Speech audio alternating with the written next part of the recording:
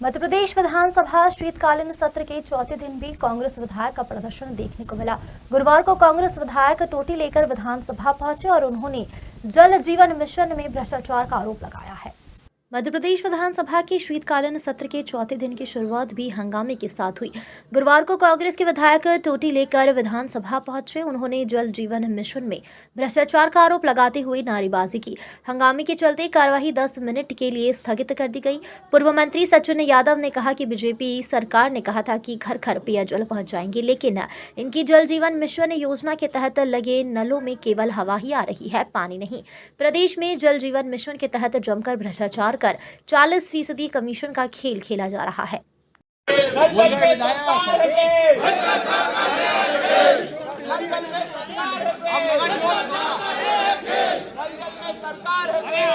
जितने भी दावे होते हैं वो सिर्फ कागजों तक सीमित है। उनकी जितनी भी योजनाएं होती हैं वो सिर्फ कागजों तक सीमित होती हैं। धरातल तक वो योजना नहीं पहुंच पाती, जो कि बड़े पैमाने पर जो है भ्रष्टाचार भारतीय जनता पार्टी के सरकार के दौरान होता है। और मेरा ये भी आरोप है कि इस जल जीवन मिशन में लगभग 40% कमीशन तक जो है सरकार के अधिकारियों ने और नेताओं ने, भारतीय जनता पार्टी के कार्यकर्ताओं ने लिया है। जल जीवन मिशन में भ्रष्टाचार हुआ है। जो मापदंड निर्धारित किए गए थे, मापदंडों के अनुसार काम नहीं हुआ। जिस डायमीटर के पाइप लगनी चाहिए थे, जिस हिसाब से जो शुद्ध जल जो लोगों तक पहुंचना चाहिए था वो नहीं पहुंच पाया है।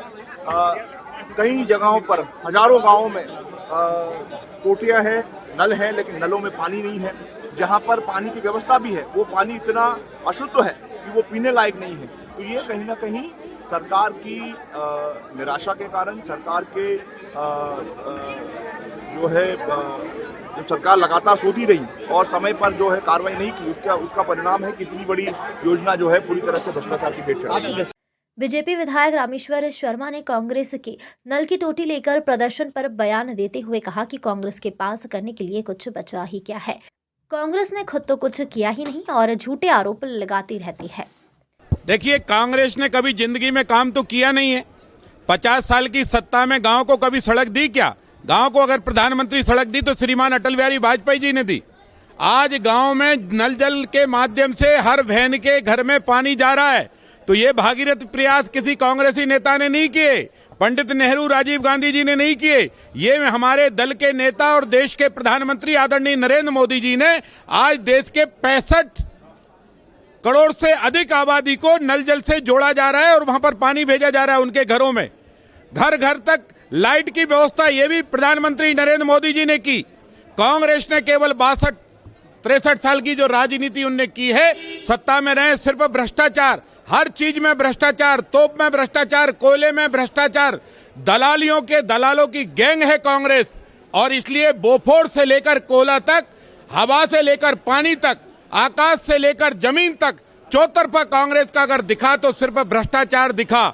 और अब बंटी बबली की जो टीम है, जो घूम रही है, देश में आग लगाने की कोशिश कर रही है, राहुल गांधी और प्रियंका जी, मैं दोनों बंटी बबली से निवेदन करना चाहता हूं कि श्रीमानो, भारत का संविधान पढ़ो, शहीदों की तरफ गौर से देखो, नेताजी सुभाष चंद्र बोस के सपनों की तरफ देखो। आज आप जिन्ना का सपना देकर चाइना की चाल पर जो चलकर हिंदुस्तान में आग लगाने का षड्यंत्र कर रहे हो, ये ध्यान रखना, देश तुम्हें कभी माफ नहीं करेगा।